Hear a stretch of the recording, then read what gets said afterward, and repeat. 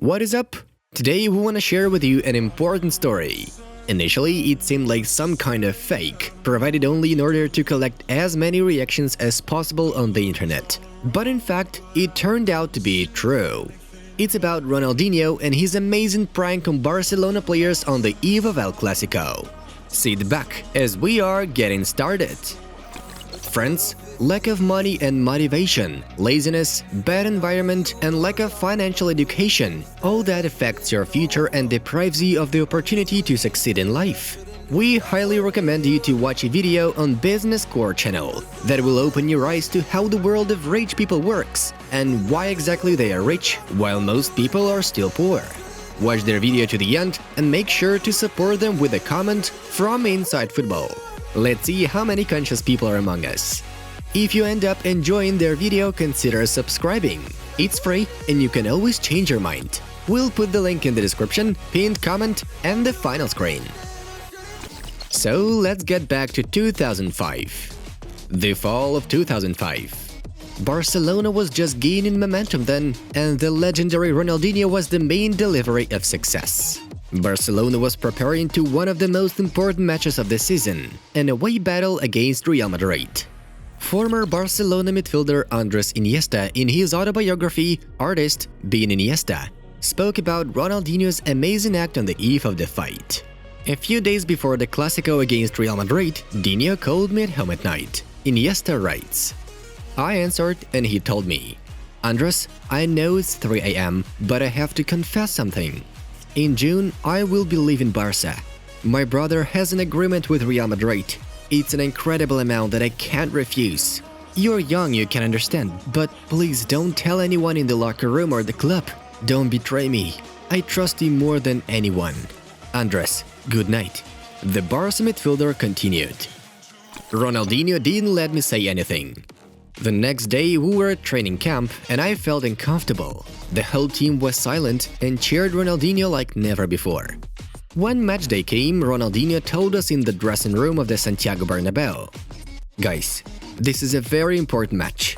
It's clear that we are strong, but these days I realize that we are one, like a family. I called each of you at night and said that I would leave in June, but no one spoke. After that, I realized that we are ready to suffer in silence rather than betray each other. I stay here for a long time. Now, let's go into the field and give a lesson to these players of Real Madrid." On November 19, 2005, Ronaldinho scored a brace with both shots being jaw-dropping. Real Madrid fans even greeted him with a standing ovation. "It was a perfect match," said Ronnie about the game, and it's impossible not to agree with him. Ronaldinho didn't immediately understand what happened in the match. Ovation from Real Madrid fans? No, I didn't realize the matter at that moment. I remember when we got in the locker room and everybody was talking about it and I went to check it on the TV. Because of the joy of scoring and the celebration, I did notice the standing ovation. It's special. Only a few players have had this joy of being acclaimed by the fans of your arch-rivals in a derby. Sport Bible quotes Ronaldinho. In the entire history of Clásico before this game, only one Barca player has received such an honor. Diego Maradona after a supernatural run and goal in the King's Cup in 1982. Barcelona was triumphant over an eternal enemy in his lair with a score of 3-0. Another goal was then added by Samuel Eto'o. It is worth saying that judging by the names, Real implemented a strong starting 11.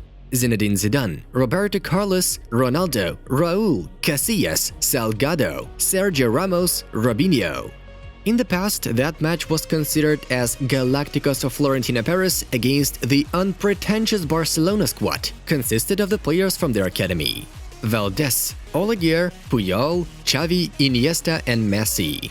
All of them were very young back then, and Leo even had number 30 on his shirt.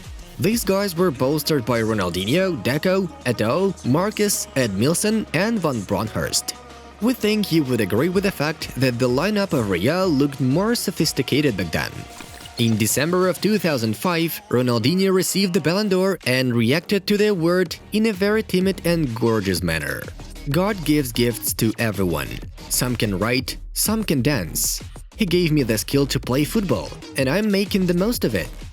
In the same year, Ronaldinho has managed to win the FIFA Player of the Year award. Barcelona won La Liga that season and took the Champions League too.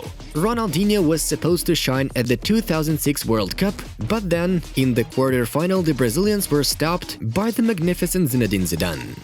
Friends, did you like this video? If you did, smash the like button and subscribe to support our project. Well, it was Inside Football. We watch football from a different angle.